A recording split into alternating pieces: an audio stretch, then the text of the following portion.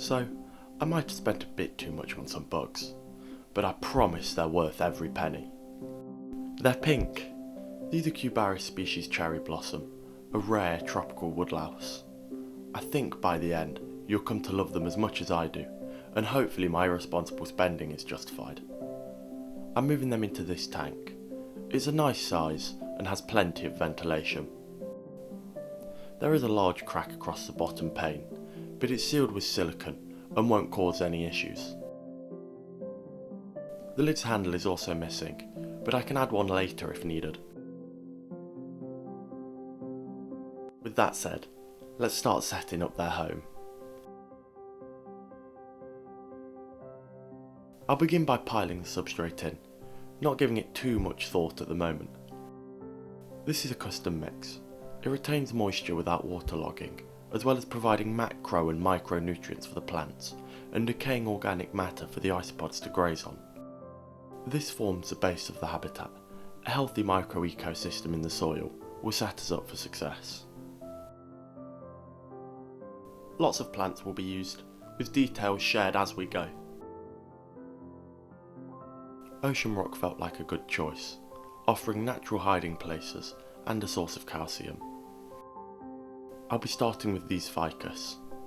With a little bit of magic we can clean the roots off and get to work positioning them on the rock.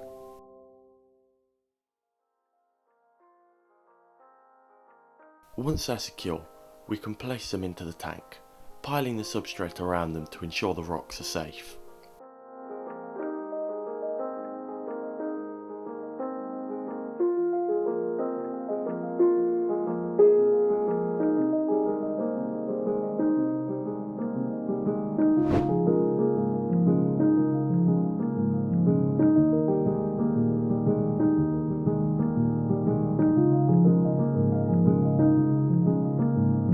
Another plant I like to use is bird's nest fern.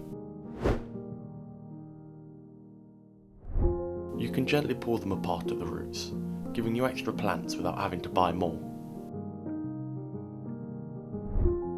These can be pushed into the soil, where they'll take root and grow. While I continue planting, let's talk about the isopod's care and needs. They're natural decomposers, breaking down plant debris into nutrients that keep the soil fertile for plants and microbes. With that in mind, most of the plants I've chosen are non-toxic.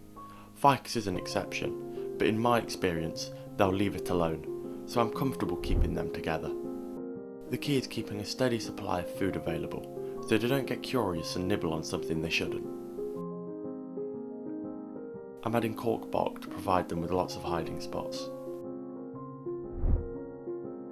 This and the ocean rock form the hardscape, and as the rock slowly dissolves, it releases calcium, which isopods require for their exoskeleton, while the carbonates produced help balance the soil pH. Over time, a thin layer of biofilm will also grow on the rocks, giving the isopods an additional source of food.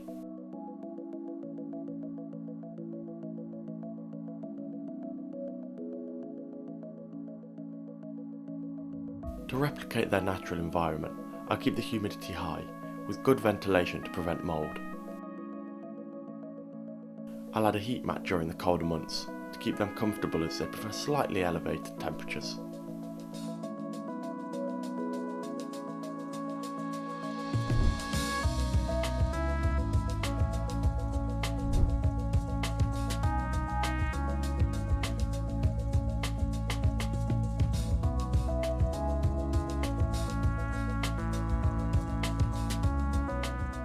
The isopods will actively graze on the biofilm on the rocks, along with leaf litter and botanicals, which supply extra decomposing matter and help create a natural forest floor look.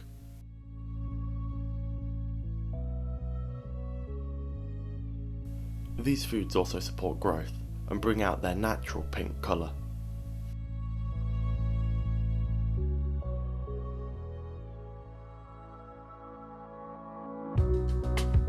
It's time to let them explore their new home. I'll move their cork bark into the tank and let them choose when to move, so they don't get stressed.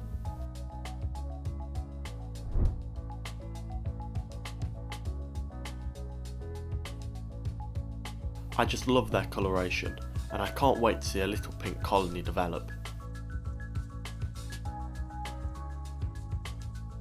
Cherry blossoms are some of the priciest isopods out there. They're even more expensive than rubber duckies, which are also highly sought after and equally adorable. These have already started breeding, so we'll need to move them to another tank soon. Keep an eye out for that.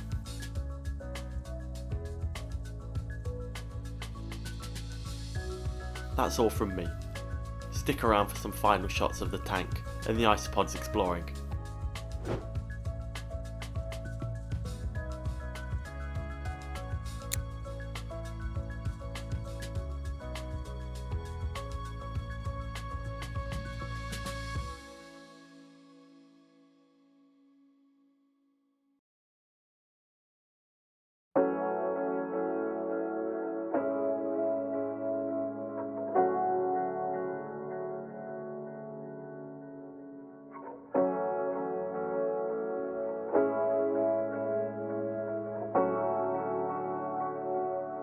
Thanks for watching.